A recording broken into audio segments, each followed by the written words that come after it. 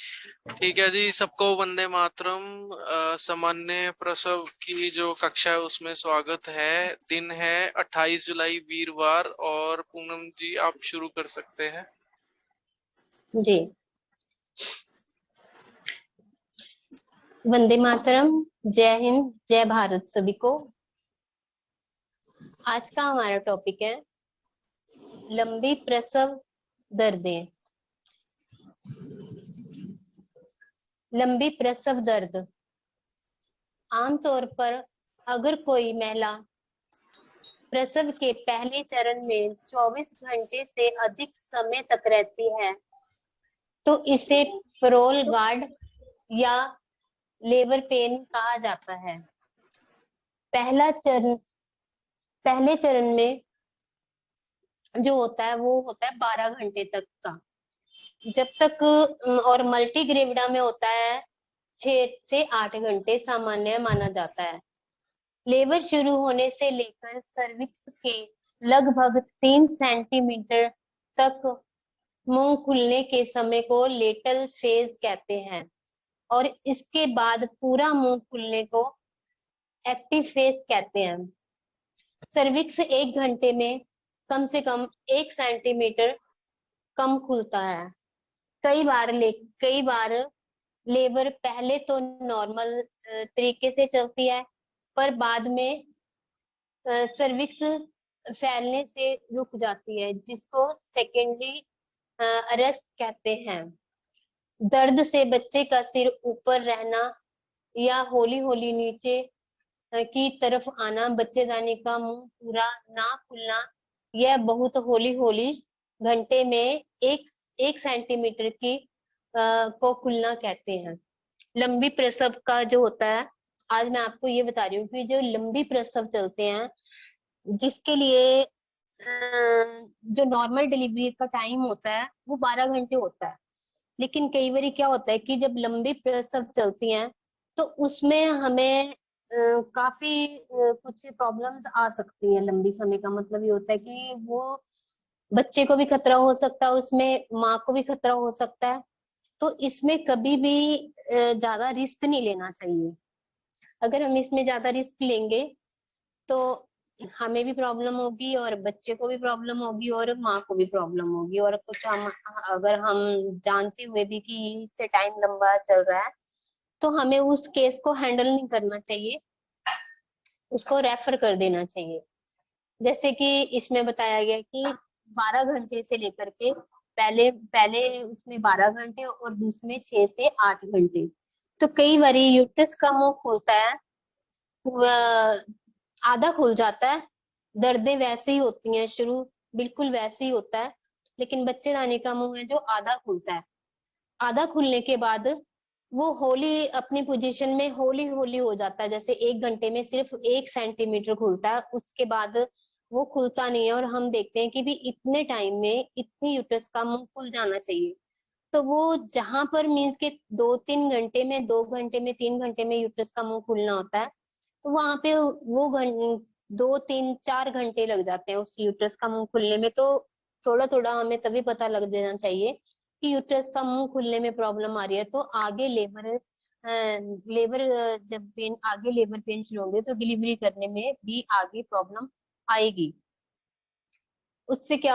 आगे आ जाता है कारण, पहला दर्जा दर्द का प्रभावशाली ना होना। जैसे कि मान लो पहला दर्द शुरू होता है,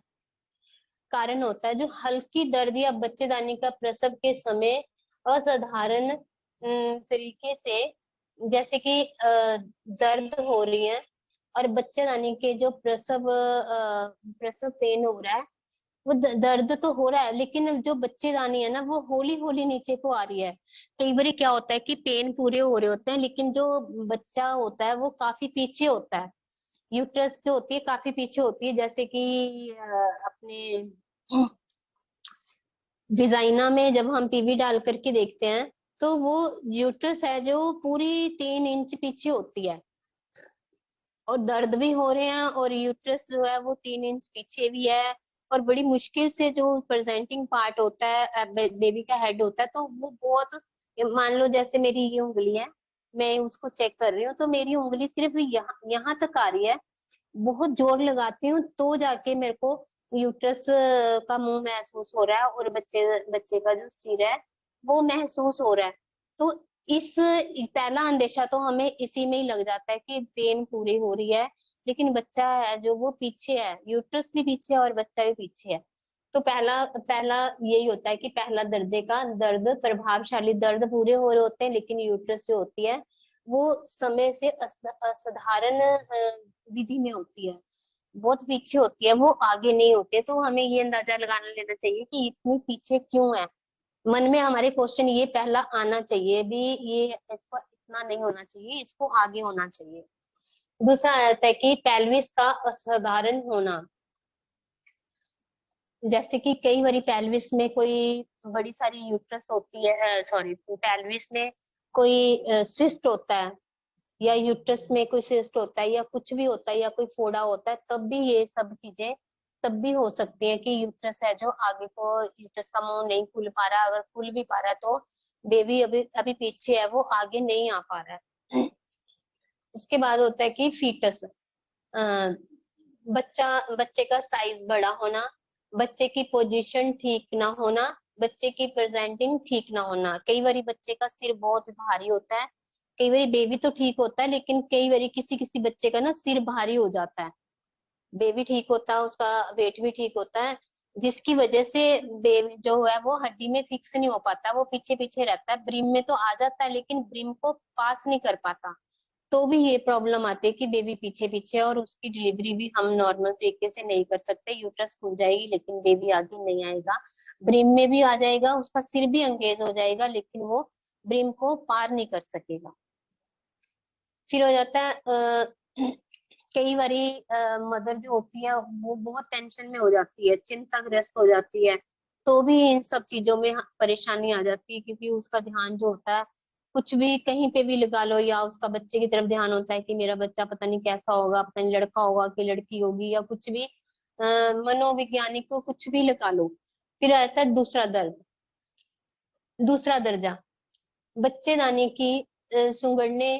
में कमी, पेरिनियम का ना फैलना, बच्चा बड़ा, पोस्टीरियर पोजीशन, ट्रांसवर्स। मिडवाइफ को ध्यान रखना चाहिए कि प्रसव दर्द ठीक आ रहा है या नहीं आ रहा है, लेबर प्रोग्रेस कर रही है या नहीं कर रही है, बच्चे के पैदा होने की संभावना है या नहीं है, लेबर शुरू हुए 18 घंटे हो चुके हैं, पैदा होने की संभावना नहीं है, मरीज को बिना देरी करे हॉस्पिटल दाखिल करवा देना चाहिए। दूसरे दर्जे में क्या होता है कि बच्चेदानी को हमने देखना होता है कि बच्चेदानी दूसरे दर्जे में भी, फर्स्ट अगर शुरू हो गई है उसके बाद दूसरी का भी टाइम आ गया, तो हमें ये देखना होता है कि बच्चेदानी सुंगड़ी है कितने की नहीं सुंगड़ी है, अगर सारी क्यों नहीं सुंगड़ रही है, वो आधी क्यों सुंगड़ी है, अगर वो हाफ भी हो गया, यूट्रस हाफ हो गया तो वहीं पर ही रुक गई है, तो क्यों रुक गई है। जो पेरिनियम होता है का वो भी नहीं खुल रहा है, पेरिनियम मीन्स के वो चीज है जो रेक्टम के ऊपर वाली जगह होती है वो नहीं खुलती है। और बच्चा जो पोस्टीरियर पोजीशन में होता है, कई बारी बच्चा इसकी मैंने शायद पिक भी भेजी होगी, बस बच्चा ना कई बारी पेट के अंदर ही होता, वो सीधा ही या वर्टेक्स पोजीशन में होता है, लेकिन उसकी जो पोजीशन होती है ना, कई बारी वो किसी भी टाइप से लेट सकता है बेबी, होता लॉन्गिट्यूडनल है लेकिन वो पोस्टीरियर साइड में भी कई बारी उसका मुंह जो होता है वो उधर को करके लेटा होता है, साइड करके लेटा होता है, तो उस करके भी प्रॉब्लम्स आती हैं, क्योंकि ज्यादा करके जो बच्चा होता है वो बच्चा जो पीठ होती है, पीठ मदर के पेट के ऊपर होती है, और जो उसकी ये चीज होती है वो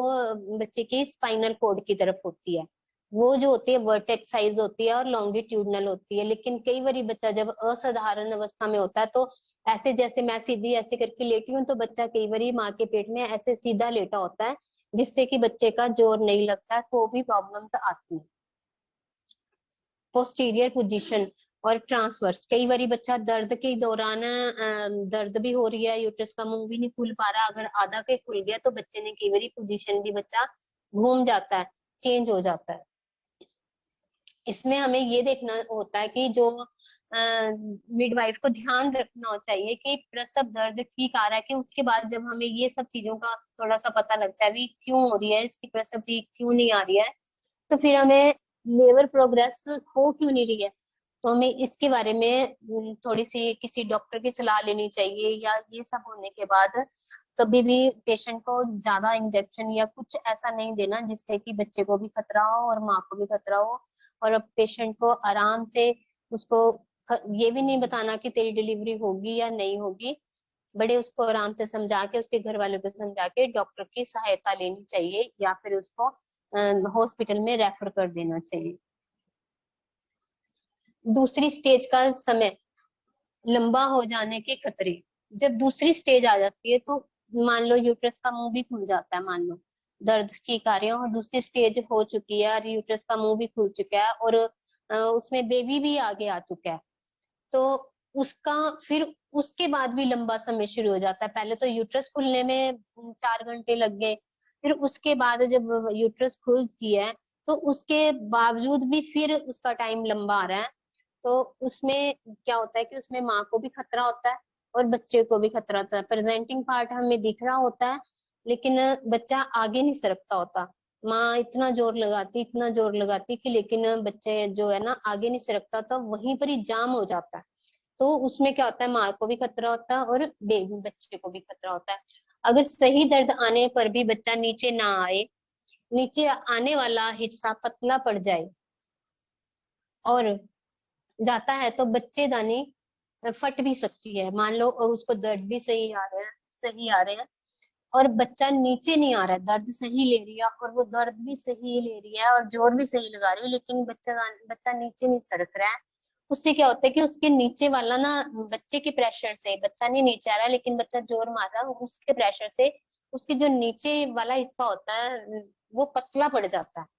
जिसे पेरिनियम वाला हिस्सा, जो क्योंकि उसका हेड हेड होता है तो हेड का जोर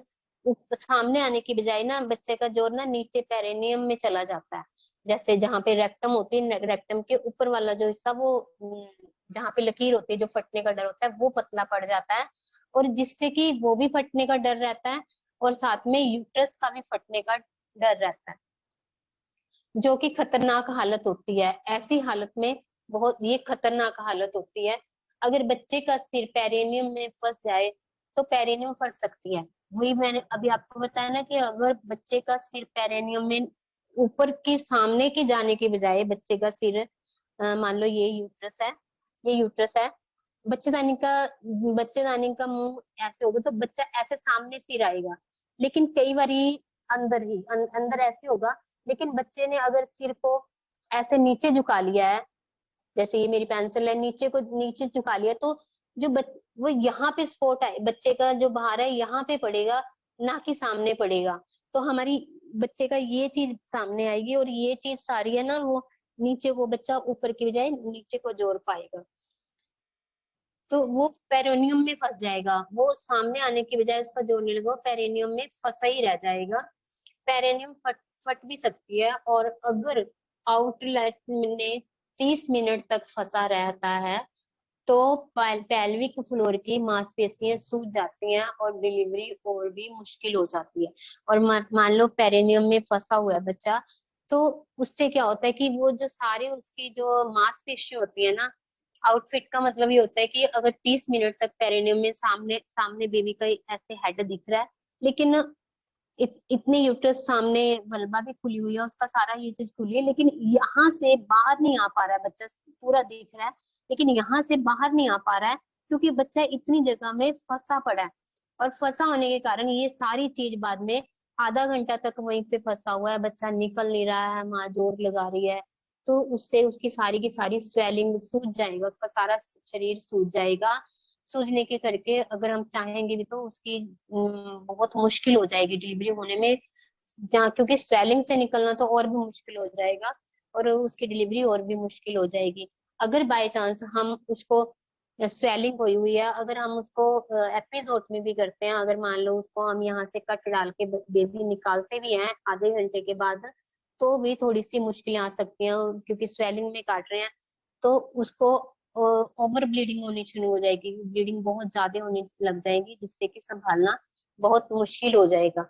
इसलिए इतनी यहाँ तक की स्टेज आने ही ना दो, उससे पहले ही इस स्टेज को संभाल लो तो अच्छी बात होती है।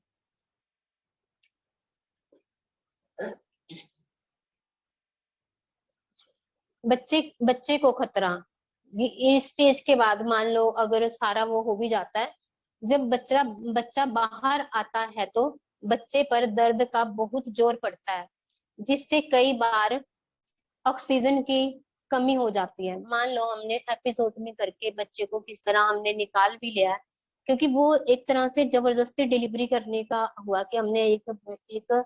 जो नहीं होने वाली थी डिलीवरी थी, वो हमने जबरदस्ती डिलीवरी करी है, बहुत खतरनाक काम किया है, जिससे कि आगे भी बच्चे को भी प्रॉब्लम आ सकती है। ऐसी डिलीवरी करने के लिए सक्सेसफुल तो हो गए हम, लेकिन जो बच्चे के साथ हुआ वो भी मुश्किल है और माँ के साथ हुआ वो भी मुश्किल है। तो उसके लिए जब बच्चा बाहर आता है तो बच्चे पर दर्द का बहुत जोर पड़ता है, क्योंकि दर्द के कारण बच्चा भी बहुत प्रॉब्लम में होता है, उसके ऊपर बहुत जोर पड़ता है, जिससे कि कई बार ऑक्सीजन की कमी हो जाती है। जब बच्चा इतने जोर लगा लगा के बड़ी मुश्किल से बाहर आता है, तो बच्चे जब जैसे ही बाहर आता है तो बच्चा एकदम से घुटन महसूस करता है, उसको ऑक्सीजन की कमी महसूस होती है और उसको सांस लेने में प्रॉब्लम आती है, कमी हो जाती है। पानी की थैली फट जाने करके जो उससे, क्योंकि पानी की थैली होती है, क्योंकि पानी की थैली जब फट जाती है तो उसके बाद एक टाइम पीरियड होता है कि पानी की थैली फटने के बाद कितनी देर में डिलीवरी हो जानी चाहिए, तो उतनी देर में डिलीवरी हो जाती है। लेकिन अगर हम उन्हीं चीजों से जूझते रहेंगे तो उससे ये होगा कि पानी की थैली भी फट चुकी है और बच्चा भी देरी से बाहर आ रहा है और बड़ी मुश्किलों से आ रहा है, तो उसमें भी जान का खतरा था। उससे क्या होता है कि बच्चे की जो पानी की थैली है वो फट जाती है। पेशेंटा जो है वो बच्चेदानी की दीवार से बच्चे के सिर के निचली साइड आ जाता है, दब जाता है, और जिससे खून का दौरा कम पड़ जाता है और ऑक्सीजन की कमी हो जाती है और बच्चे को मेकोनियम पोटी निकल जाती है। जब बच्चे पेशेंटा जो है जैसे एमनियोटिक फ्लूइड उसका खत्म हो गया है, क्योंकि पानी की थैली फट चुकी है और उसको अंदर एमनियोटिक फ्लूइड सारा के सारा निकल गया है और बच्चा जोर लगा रहा है, उससे जो होती है जैसे ही पानी की थैली भी फटती है और बच्चा जोर लगा के आधा थोड़ा सा प्रेजेंटिंग पार्ट उसका, एक तरह से इससे ये सोच लो कि बच्चा जब यूट्रस के बाहर है, इतना सिर है तो उसको बाहरली हवा लग रही है ना सिर, जब उसका सिर आधा दिखाई दे रहा है तो बाहरली हवा उसको टच हो रही है उसके सिर पे, कहाँ वो पेट के अंदर होता है। तो उससे क्या होता है कि यूट्रस है ना जो पीछे होती है, वो जब सुंगड़ना शुरू कर देती है तो नेचुरली जो हमारी पेशेंटा होती है वो पीछे से दीवार से उतरना शुरू कर देती है। जब वो उतरना शुरू कर देती है तो उतरती हुई वो बच्चे के आगे आकर के या नीचे आकर के वो दब जाती है। दबने से क्या होता है कि वो जो खून का दबाव है वो बंद होने लग जाता है, उसका नाड़ुआ भी होता है साथ में, तो बच्चे के दबाव के नीचे आ जाती है, जिससे कि उसका जो नाड़ुआ है उसमें दब जाता है और बच्चे को ऑक्सीजन की कमी होनी शुरू हो जाती है और बच्चे की लैट्रिन है जो उसी दौरान बच्चे की लैट्रिन भी निकल जाती है और बच्चे को खतरा हो जाता है और बच्चे की डेथ भी हो सकती है। उस दौरान बच्चे की डेथ भी हो सकती है अगर उसका लैट्रिन भी निकल गई और उसकी जो पेशेंटा है वो भी उतर के आगे आ गया है और उसका नाड़ुआ है वो भी उसके दबाव में आ गया, तो बच्चे किसी भी तरह से बच्चा सुरक्षित नहीं रहता है। प्रसव की दर्द के दौरान बच्चे का फंस जाना, समय से पहले पानी वाली थैली का फटना, अगर बच्चे की धड़कन बढ़ जाए और खतरे की मान लो उसके दौरान उसकी जो धड़कन होती है 160 तक होती है बच्चे की, और बच्चे की धड़कन 160 पर मिनट, जो ये निशान होता है 160, जो ये ऐसे निशान होता है वो होता है, इसको हम पर मिनट कहते हैं, इसको पर गिना जाता है और आगे मिनट गिना जाता है कि ऊपर या 100 पर मिनट से कम हो, 160 से ऊपर हो और 100 पर मिनट से कम हो तो बच्चे को बहुत खतरा होता है। ये कब होता है कि बच्चे की मान लो बच्चे की धड़कन है,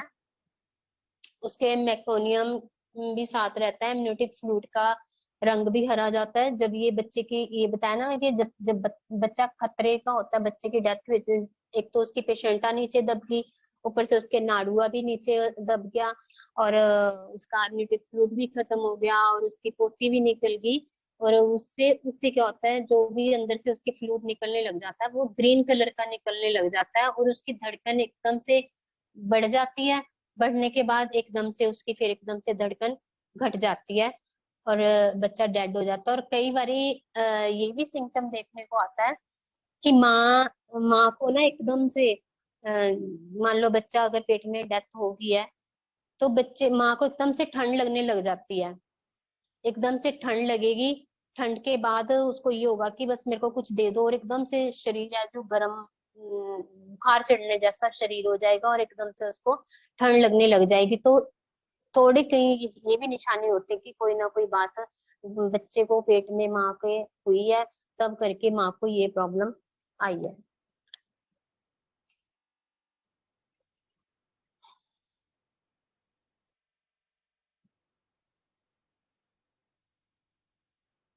उसकी जो सी धड़कन देखते हैं, फिर बच्चे अगर धड़कन उसकी 100 से कम है तो बच्चा बहुत खतरे में है। कोड पर दबाव पड़ने पर खून का बहाव बंद हो जाता है। वही मैंने बताया ना कि जब वो कोड दब जाएगी तो बच्चे को खून मिलना बंद हो जाएगा, जिससे कि उसकी धड़कन कम हो जाएगी, और धड़कन बंद हो जाती है और बच्चा मर जाता है।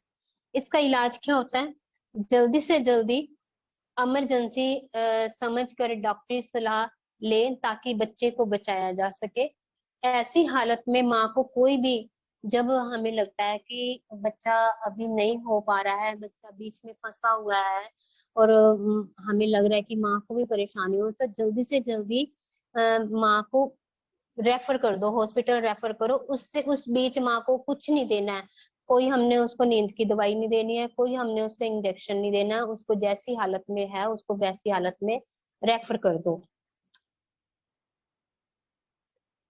रिस्की केस कौन कौन से होते हैं? जो रिस्की केस होते हैं वो एक तो होते हैं मरीज की नब्ज, मरीज की जो नब्ज वो तेज ना होए। पेशेंट की जिसके बच्चा होना है उसकी हमेशा पेशेंट की नब्ज चेक करो कि नब्ज उसकी तेज तो नहीं है। दूसरा, दर्द बहुत जल्दी जल्दी और तेज तेज आना। मान लो उसको दर्द हो रहे हैं, एक तो उसकी नब्ज तेज है, पल्स रेट बहुत तेज है, और उसके जो दर्द है वो जल्दी जल्दी आ रहे हैं, क्योंकि जो दर्द आते हैं ना वो इसका टाइम होता है, अभी 15 मिनट बाद, 20 मिनट बाद, और कुछ सेकंड के लिए आते हैं और फिर ठीक हो जाते हैं, और इस तरीके से आते हैं ताकि मरीज उस दर्द को सहन कर सकते। लेकिन रिस्की केस में जो होता है कि वो पेशेंट एक तो दर्द जल्दी जल्दी आएंगे और मरीज से सहन नहीं होंगे, तो ये समझो कि इतनी जल्दी आना और दर्द ना सहन करना थोड़ा रिस्की केस माना जाता है। और टूनिक यूट्राइन, टूनिक यूट्राइन का मतलब ये होता है कि जो यूट्रस है वो एक तरफ को घूम चुकी है, मीन्स के उसका कुछ नहीं पता लगता, सामने तो होता है लेकिन जो बच्चे की पोजीशन है ना, कई बार बच्चा सारा के सारा एक तरफ को आ जाता है, बोझ पड़ जाता है, मीन्स के सामने के बजाय एक तरफ को आ जाता है। मान लो जैसे सिर यूट्रस में है, लेकिन उसका ये धड़ा, ये चीजें सारी वो एक तरफ को गिरी हुई है, बच्चा सामने है, लेकिन जिससे कि यूट्रस का मुंह टेढ़ी हो चुकी है, यूट्रस सामने लेकिन ऊपर से टेढ़ी हो चुकी है, उसको हम ट्यूनिक यूट्रस बोलते हैं। बच्चेदानी का नीचे वाला हिस्सा नरम हो जाना, बच्चा सामने होते हुए भी आगे ना आना, और योनि द्वारा खून पड़ना। जैसे अभी मैंने आपको बताया ना कि बच्चा सामने होते हुए भी साइड में हो जाना, सिर तो सामने दिखाई देना, लेकिन उसकी ये चीज सारी की सारी सज्जी सज्जी तरफ को हो जानी या खब्बी तरफ को हो जानी, तो उसको हम चाहे जितना मर्जी सपोर्ट भी देंगे तो वो बच्चा कई बार सामने नहीं आ पाता, तो उसका भी रिस्की केस होता है। ये दो तीन चीजें निशानी होते हैं जिसके कारण हमें पता चलता है कि ये थोड़ा रिस्की केस है। तो इनको अगर टाइम से हैंडल हो जाए तो ठीक है, नहीं तो इस इन केसों में कभी भी रिस्क नहीं लेना चाहिए। जहां तक भी हो सके सारी देखभाल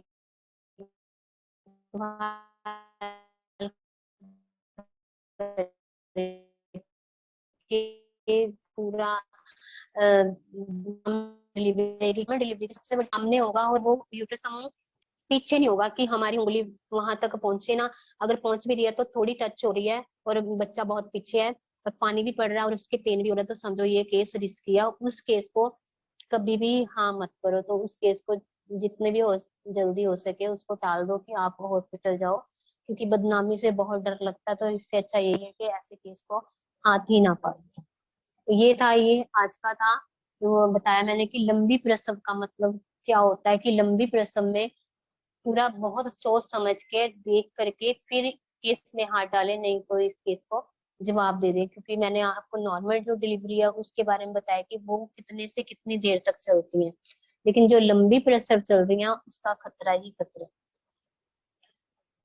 इन चीजों इसमें अगर आप लोगों को कुछ ना समझ में आया तो आप मुझसे पूछ सकते हैं।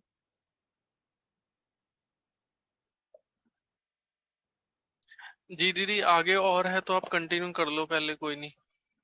नहीं, इतना ही था आज। आज इतना ही था, ठीक है। हाँ जी। ठीक है, एक क्योंकि सेकंड ये म्यूट। हाँ हाँ। थोड़ा थोड़ा ही हो जाता है ना, क्योंकि अगर मैं इन लोगों